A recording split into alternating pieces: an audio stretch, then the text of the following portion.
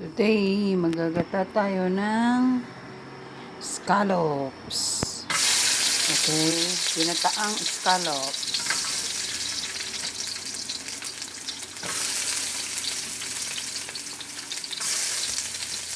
Mabilis lang to guys.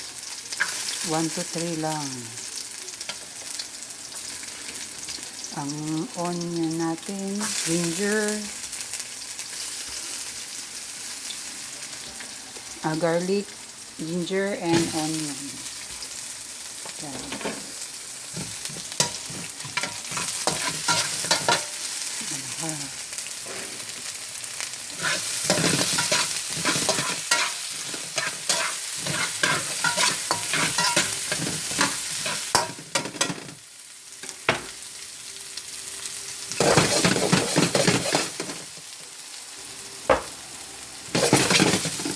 Maamoy na guys. Lagyan na natin.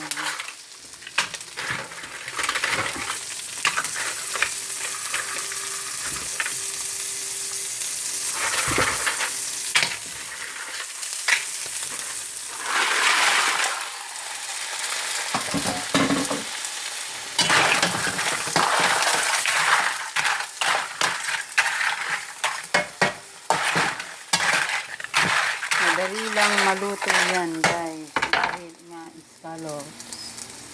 Sa gata agad natin ilagay.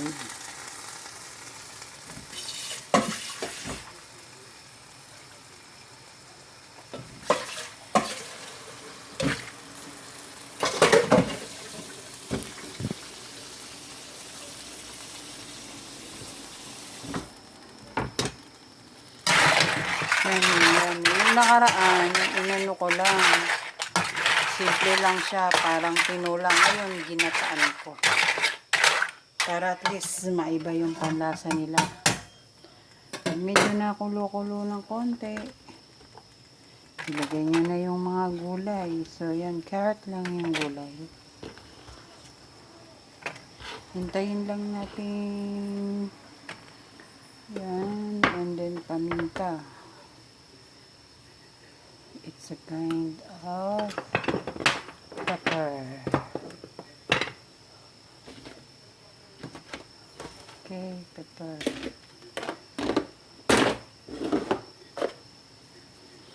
Pang finishing natin yung hipon. Tiger shrimp. Balat na guys. Yung balat na ang naano natin.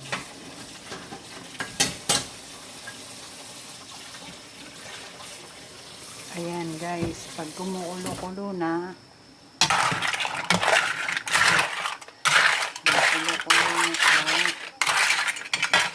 ilagay na natin yung hipon, shrimp.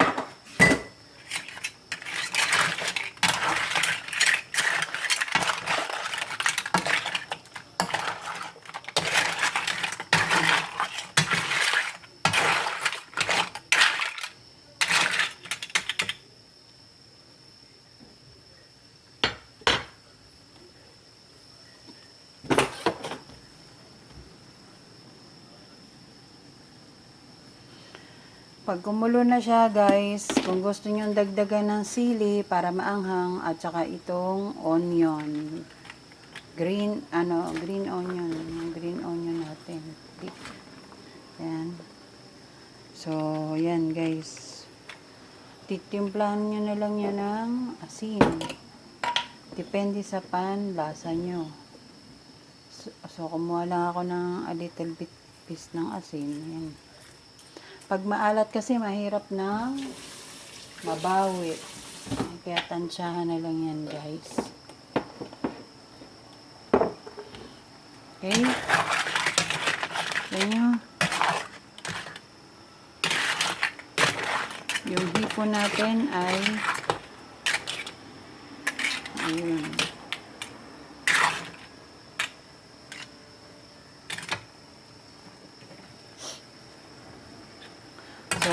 Okay guys, today ang soup natin ay yan, medyo marami yung gata. It's scallop with coconut milk today. Sorry. Bye bye. scallops with coconut milk. Ginataang scallops. Okay? So, tingnan natin guys yung isa. Mukhang luto na ito. Okay, ang ganda guys. Ayan, ang scallops natin. Okay? So, fresh scallops. Yun.